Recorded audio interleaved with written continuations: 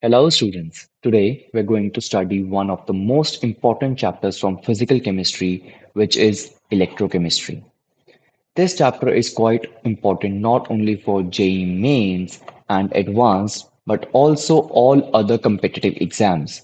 A lot of questions come from this topic. So let's start. What do you think does the name electrochemistry suggest? Here we can see it has two terms, electro and chemistry.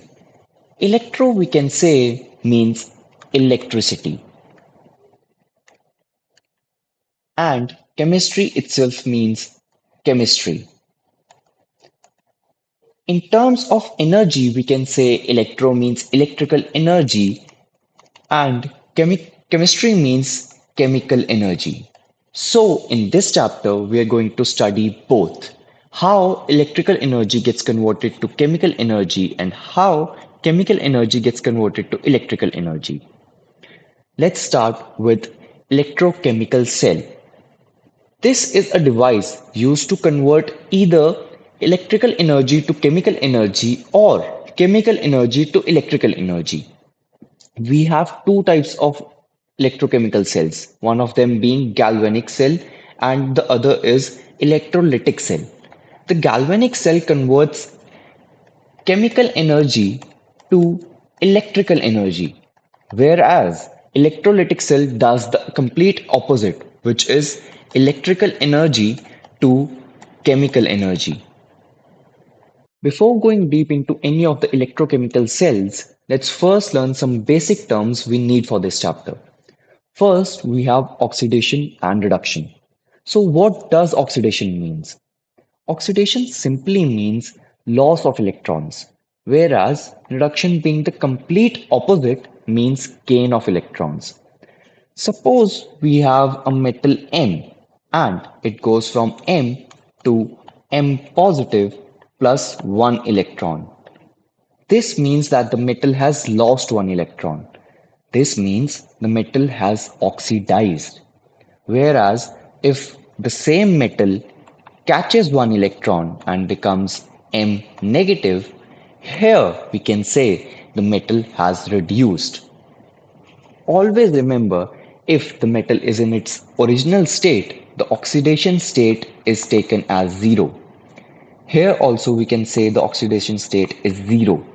Whereas if the metal loses one electron and becomes positive, it means the oxidation state has changed to 1.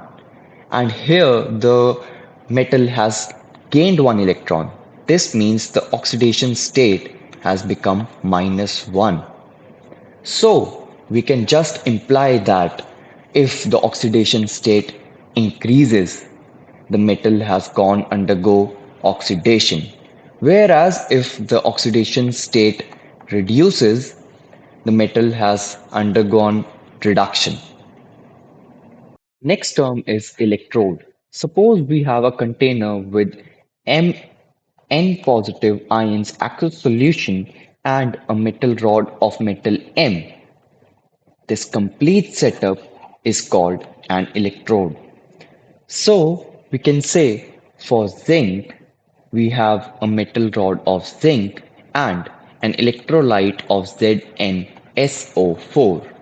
Because ZnSO4 is a strong electrolyte, it breaks down to Zn2 positive plus SO4 two negative ions and we get Zn2 positive ions. Same for copper, we can say we have a copper rod and electrolyte of CuSO4. Next, let's jump on to electrochemical cells starting with galvanic cell. This cell is used to convert chemical energy to electrical energy. In galvanic cell, we use two electrodes, one being the anode and the other being the cathode. The anode is negatively charged and the cathode is positively charged. In galvanic cell, we use one electrode of zinc and the other of copper.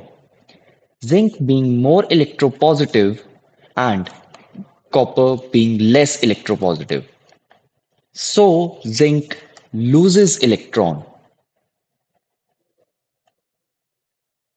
Since zinc loses electron, it becomes anode and the copper becomes cathode. Do you remember what is loss of electron?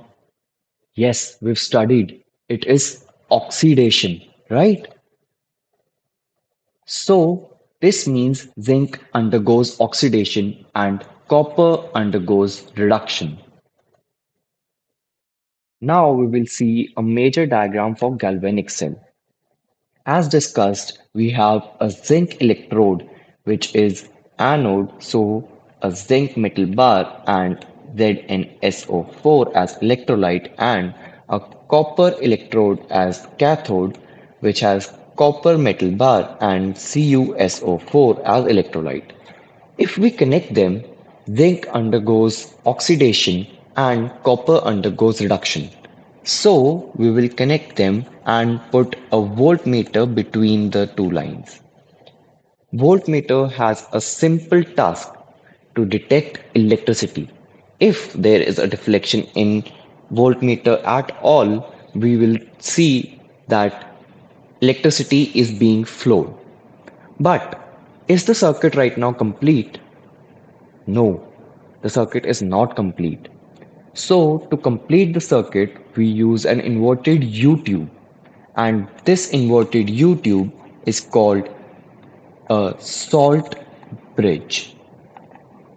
This salt bridge has any of the inert electrolytes like KCl or K2SO4.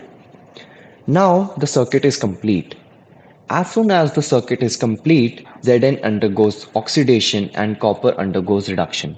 So the Zn bar, Zn metal solid becomes Zn2 positive plus electrons and we get anode dust in this electrode. This anode dust is actually zinc and copper ions from this electrolyte go and attach themselves to the metal bar as copper solid.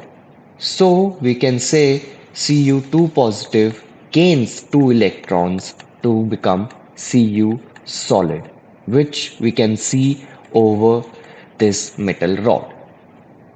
And this is how galvanic cell works. We hope that you have understood the concept. Now, here's a secret on how you can study effectively with the EduRev app. You can learn with chapter notes, watch video lectures, and solve JEE level MCQ tests of this chapter on EduRev. And that's not all. You also get amazing courses for mathematics and much more for your JEE preparation.